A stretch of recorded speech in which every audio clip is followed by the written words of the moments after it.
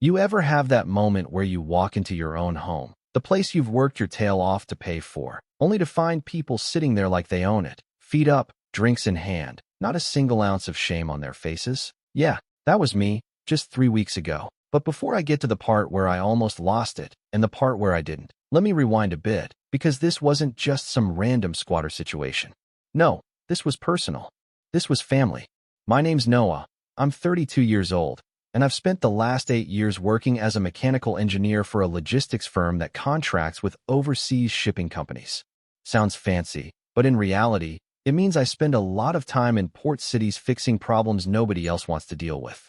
I've spent months at a time in places like Singapore, Rotterdam, and Buenos Aires. Long nights, short weekends, and a phone that never stops ringing. But I've done well for myself.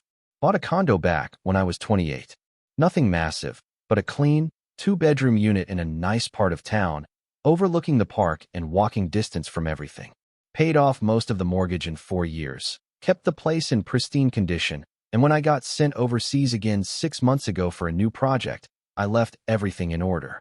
I even had one of those smart home locks installed, gave a backup code to my mom in case of emergencies, and assumed that was the responsible, adult thing to do. Now, before you think I'm naive, let me explain a bit about my family. My mom, Elena, is what I'd call a selective nurturer. She dotes on my sister, Claire, who's 35, like she's still the homecoming queen trying to win prom court again. But when it comes to me, I'm the independent one. The one who doesn't need help. Which, to be fair, I don't. But that doesn't mean it doesn't sting when you get a half-hearted, "That's nice, honey," for a promotion while your sister gets a full celebration complete with balloons for remembering to pay her phone bill on time. Claire's always been the golden child, despite a track record that, let's just say, wouldn't impress many employers.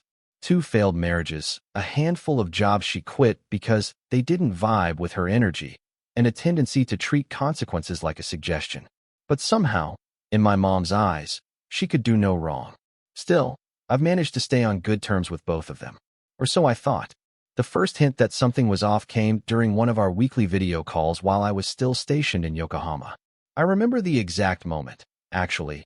I was standing on my tiny balcony overlooking the bay, sun just starting to set, sipping the worst instant coffee imaginable while waiting for the call to connect. Mom answered with her usual distracted energy, glancing at something off-screen. "Hey, sweetheart, how's Japan?" she asked, but her voice was tight, like she was trying to sound casual and failing miserably. "Pretty good.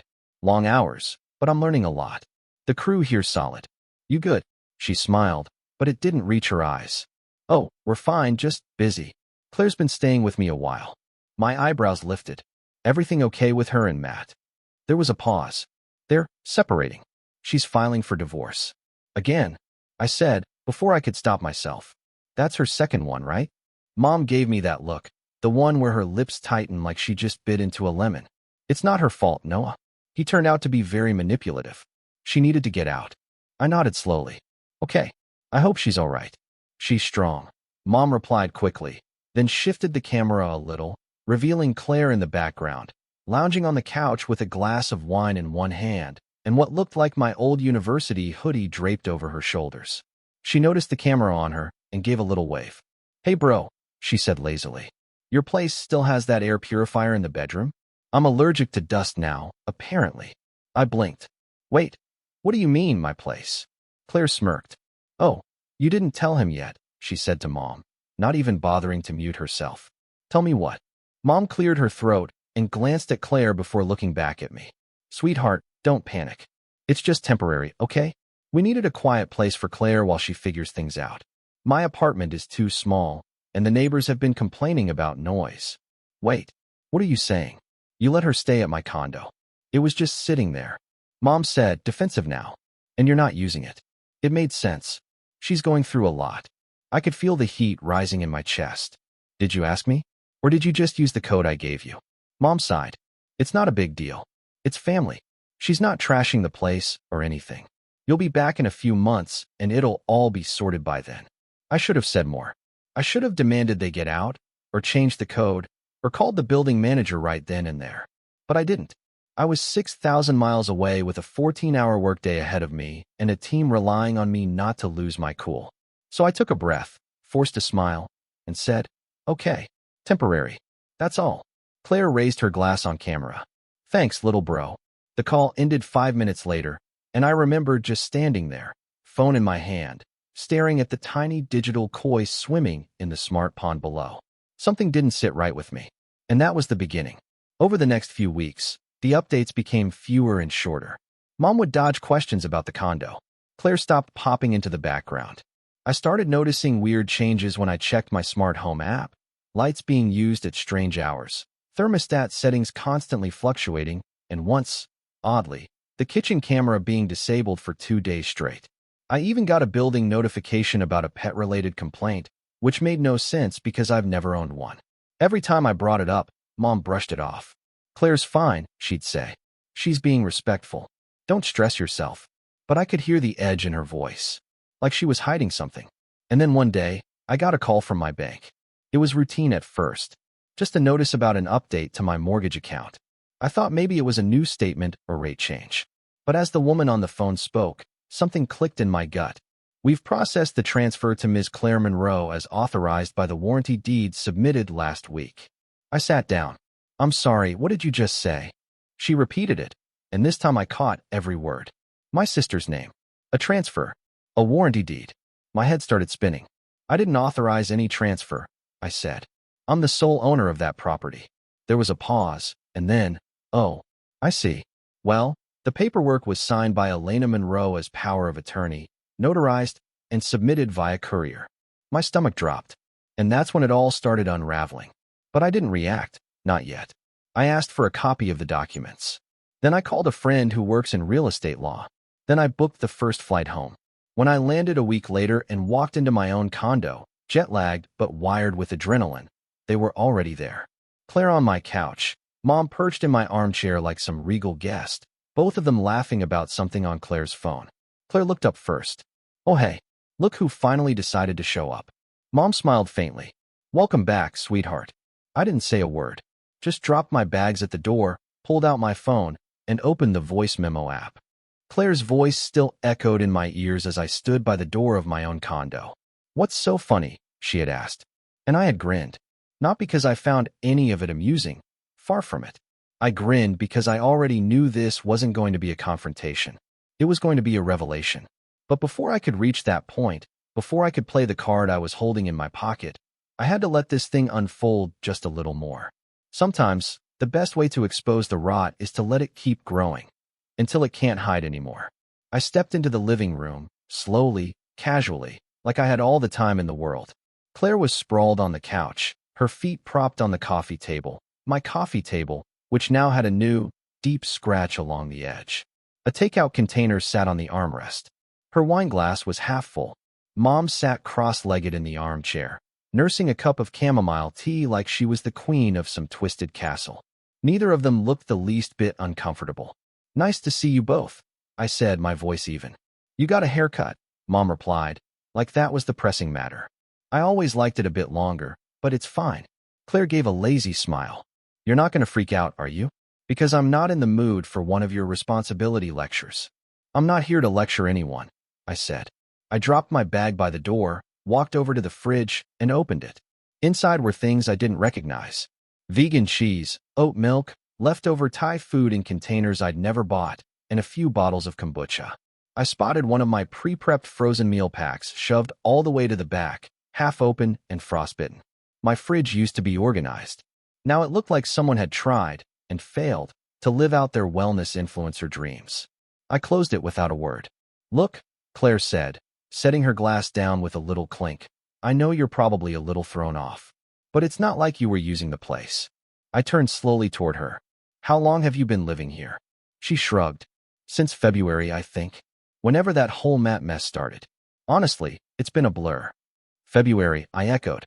That meant she'd been here for nearly 4 months. "And you didn't think to ask me? Or tell me?" She scoffed. "I talked to Mom. She said it was fine. You always make such a big deal about everything. You weren't here. I needed a place. What's the issue?" I stared at her, then at my mother. Mom hadn't said a word since the tea comment. She was pretending to be absorbed in her drink, but I could see the tension in her shoulders. She knew I was close to boiling over. You used the emergency access code I gave you to. What, sneak her in? I asked. It wasn't sneaking, Mom finally said. I'm your mother, Noah. I have your best interests at heart. And Claire needed a safe space. I wasn't going to let her be out on the street. She could have gotten an Airbnb. Or stayed with you. She did stay with me, Mom said sharply. But I live in a 2-bedroom apartment with thin walls, and I have a neighbor who starts banging on the ceiling the second she hears a pin drop. It wasn't feasible. And this place, she gestured around her like she was describing some royal estate. This was just sitting empty. You weren't even renting it out. That's because it's my home, I said, louder than I intended. I didn't want anyone else in it. Claire rolled her eyes. Oh, please. You sound so dramatic. I took a step toward them. You forged documents, Claire. That made them both freeze. What are you talking about? Claire asked, her smile faltering. You filed a warranty deed with my name removed and yours added. Submitted through a courier. Notarized. And according to the bank, processed by someone using power of attorney. Silence. Mom's voice was soft. You weren't here. We couldn't reach you for a while. It was temporary. No, I cut her off. You don't get to call it temporary when you try to legally transfer ownership. That's not a misunderstanding. That's theft. Claire stood up, arms crossed. Relax. It was just to help me with the divorce stuff. Matt's lawyer kept saying I didn't have any assets, and he was pushing for spousal support. We needed to show that I had property. On paper. That's all. I blinked. You what? It's not like I was going to keep it, she snapped. It was just to show the court that I had stability, that I could take care of myself. So they'd back off on the financials. Mom helped me. She had the authority. You gave yourself my home as a prop in your divorce hearing, I said slowly, like I was trying to convince myself this was a dream. Claire actually nodded. Exactly. See, you get it. You always were logical. I laughed. Actually laughed. It wasn't joyful. It was hollow, sharp, a sound that came from a place between disbelief and fury. You used my house to lie in court, I said. You falsified legal documents. That's fraud.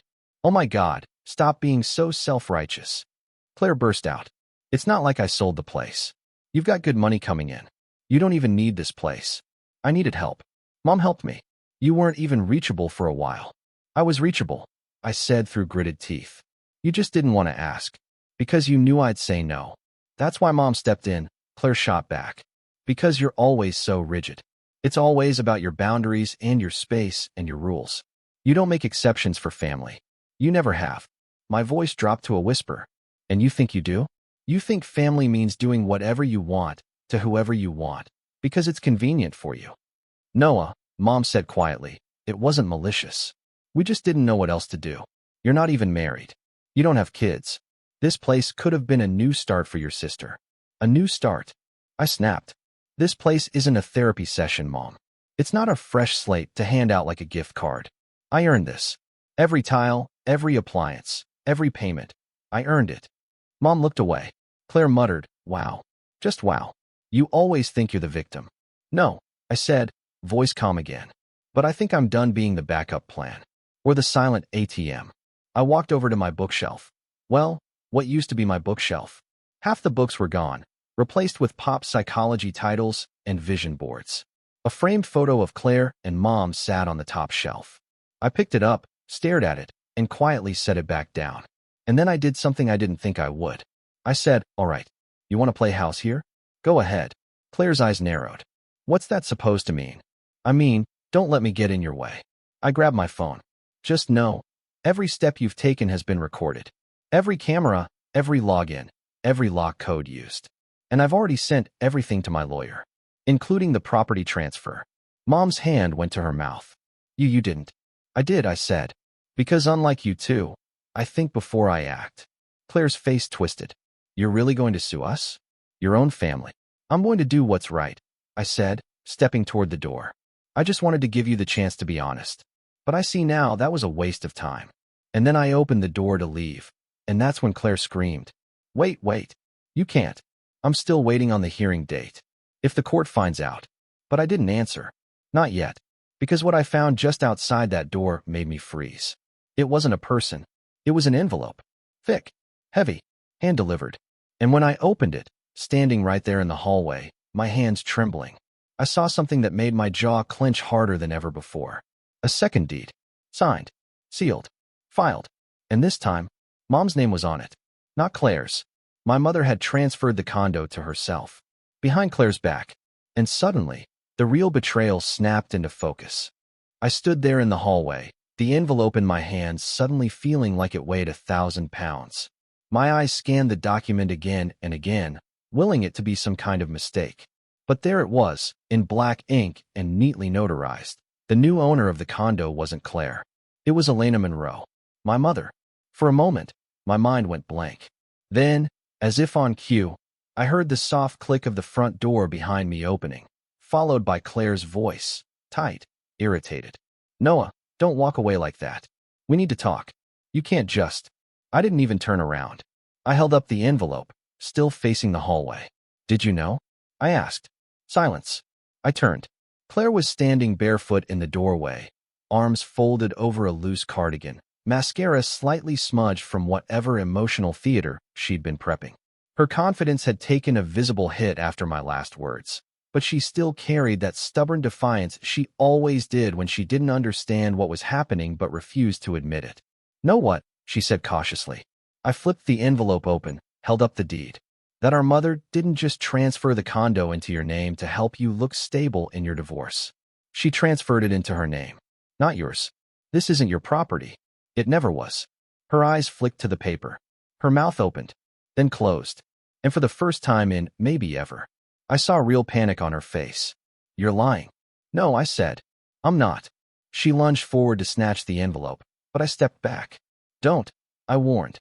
"I already sent scans of everything to my lawyer. This is just my copy." Claire froze, eyes darting between the paper and my face. Then the anger hit. "She told me it was temporary," she hissed. "She said she was just holding it for me, until the divorce was finalized. That Matt's lawyers would rip me apart if they saw a property transferred directly to me right now. She promised." "Yeah," I said quietly. "She promised a lot of things." The door opened wider behind her. Mom stepped out, tea mug now gone, hands clasped neatly in front of her like she was hosting a church bake sale. "Noah," she said, a little breathless, "please don't misunderstand. This was never about taking anything from you. I only did what I had to do to protect Claire." Claire spun to face her. "Protect me? You lied to me." "I didn't lie," Mom said, trying to sound soothing.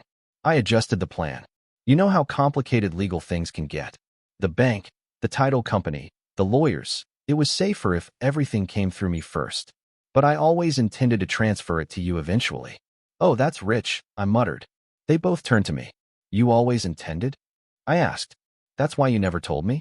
Why you avoided my calls?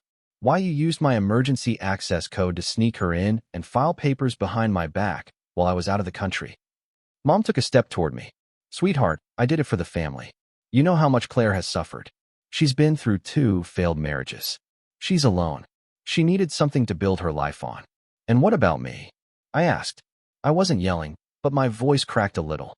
"What do I get?" Her expression softened with what I now recognized as practiced disappointment. "You don't need anything, Noah," she said, as if that explained it all. "You've always been so strong, so capable. I knew you'd understand." And just like that, there it was again. That old, familiar dynamic. The golden child needs rescuing. The capable child needs to just shut up and be fine with it. That was the moment something inside me snapped, not in a loud, dramatic way, not with shouting or threats. It was quiet, like a rope breaking deep underwater. And in its place came a strange calm, a kind of numb clarity. I turned away, said nothing, walked down the hall, left the building. I didn't even stop to think. The next 48 hours were a blur. I didn't sleep. I barely ate. I booked a hotel room across town using reward points, sat in silence, and stared at the ceiling for hours on end, going over everything again and again. I'd worked for years to build stability. All those cold nights in offshore ports, all those double shifts, the holidays I'd missed, the birthdays I'd phoned in from different time zones. I'd sacrificed real connection, comfort, even relationships for this life. For that condo. It was more than just a piece of property. It was proof that I'd made something for myself. And they'd stolen it. Just like that. And the worst part? It wasn't some distant scammer or shady business partner. It was family. My own mother. My sister. People I'd trusted, even when they didn't deserve it. I called my lawyer, Kevin, who I'd met through a friend 2 years back during a minor dispute with my HOA. He was calm, methodical, and completely appalled when I laid it all out for him. "Let me be blunt," he said on the phone. "This is fraud. Plain and simple. Power of attorney does not grant someone the right to transfer property to themselves or another party unless it's explicitly authorized. Which, from what you're telling me, it absolutely wasn't." "It wasn't," I confirmed. "I gave her limited authority to manage my bills while I was overseas." "That's it. Then we're going to fight this," he said. "And we're going to win." I should have felt relief. But I didn't.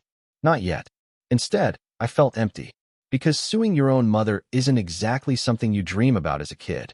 But then something strange happened. I started to rebuild.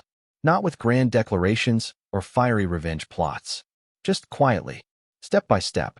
I took a leave from work, burned some unused vacation days, and added on a personal sabbatical. My boss understood. The company even offered legal assistance, which I declined for now, wanting to keep things personal. I moved into a short-term rental. Small. Furnished. Not ideal, but mine. I joined a gym 2 blocks away. Started waking up at 6 a.m. and running even when I didn't feel like it. Ate eggs and black coffee for breakfast. Read books again. Actual paper books, not PDFs or technical manuals. I stopped checking my phone so much. I turned off all alerts from my family. I reached out to old friends. Went for drinks with a college buddy I hadn't seen in 5 years. We talked about nothing. It felt amazing. For the first time in a long time, I wasn't living in service of anyone else's expectations. And yet, even as I slowly pieced myself back together, the betrayal still echoed.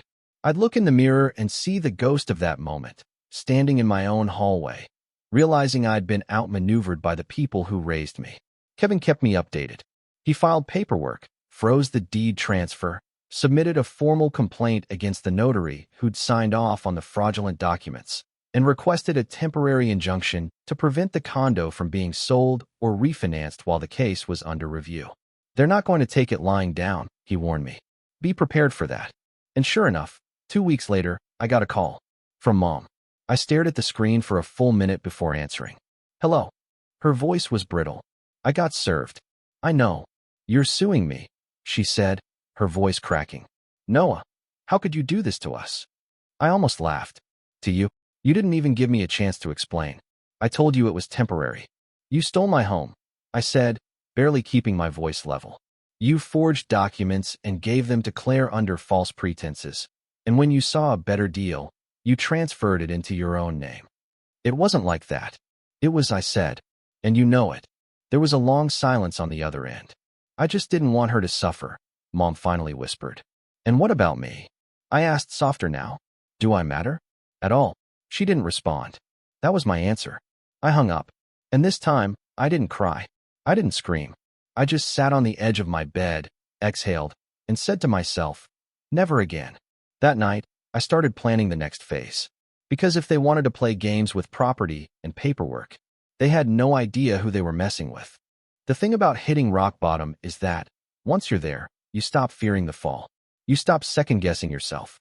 The hesitation, the guilt, the endless mental loops, they vanish. You stop wondering if you're being too harsh or if you're somehow the problem, because you've already seen the truth. And once you've accepted the truth, that your own mother weaponized your trust and your sister gleefully played along, you start thinking differently. Sharper, colder, like a blade being honed. That's where I was when I walked into Kevin's office the following Monday morning.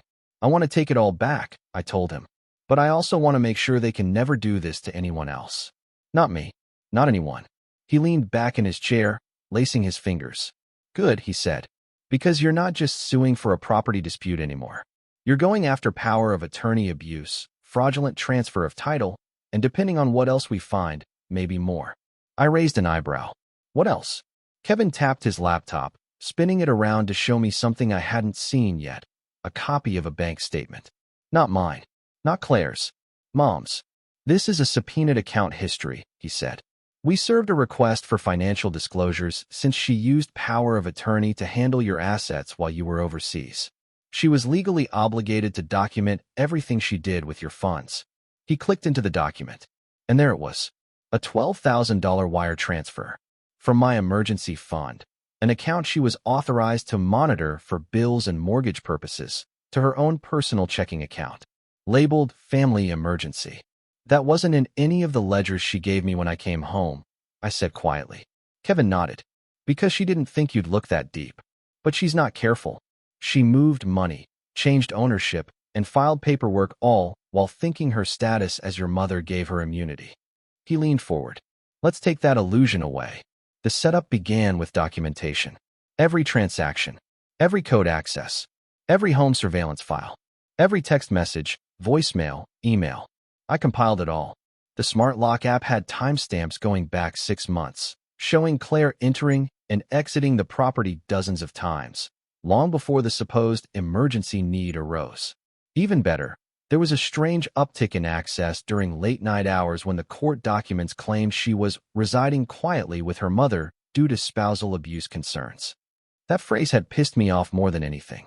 Not because I doubted Claire had marriage problems, but because she used such a serious issue as a prop, as a sympathy badge, and now she'd forged a legal trail to justify taking something that didn't belong to her.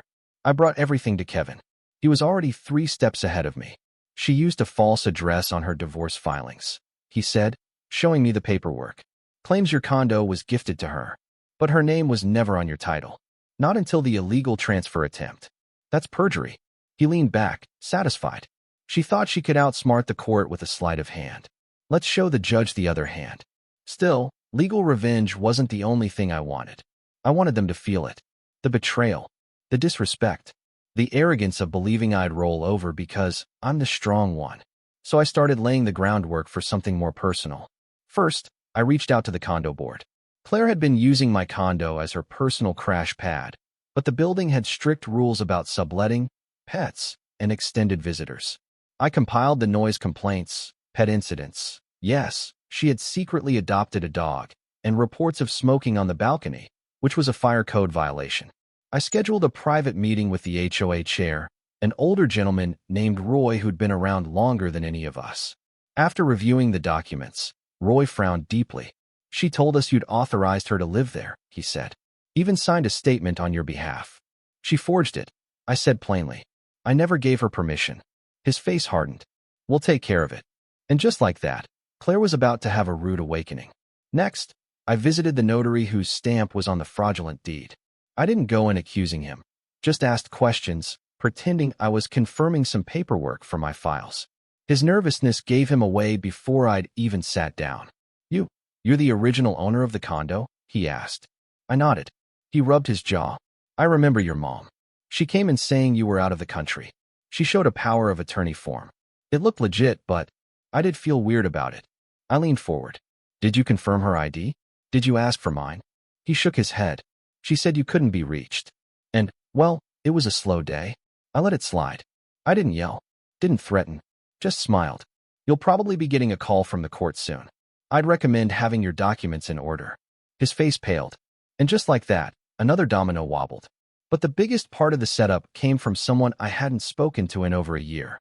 Matt, Claire's now ex-husband. I found him through a mutual friend, and after a couple awkward messages, we agreed to meet for coffee. He was thinner than I remembered, hair a little grayer, face more tired. But as soon as I sat down and told him what had happened, he laughed hard. Unbelievable, he said, sipping his espresso. Actually, no. Totally believable. That woman's got more nerve than 10 lawyers combined. You think she planned this while still married? He nodded. Probably. She was obsessed with winning. Divorce wasn't about freedom. It was about leverage. She needed to walk away looking like the victim and the powerhouse. Having your place under her name, even temporarily, gave her an upper hand. She kept saying, I'll show them I'm fine without him. Over and over. I shook my head, and my mom helped her. Matt's expression turned serious. Your mom always treated Claire like porcelain. It used to creep me out. Like, I'd make a joke at dinner, and your mom would jump in to defend her before I even finished the sentence. I nodded slowly. Matt leaned forward. You're doing the right thing, Noah.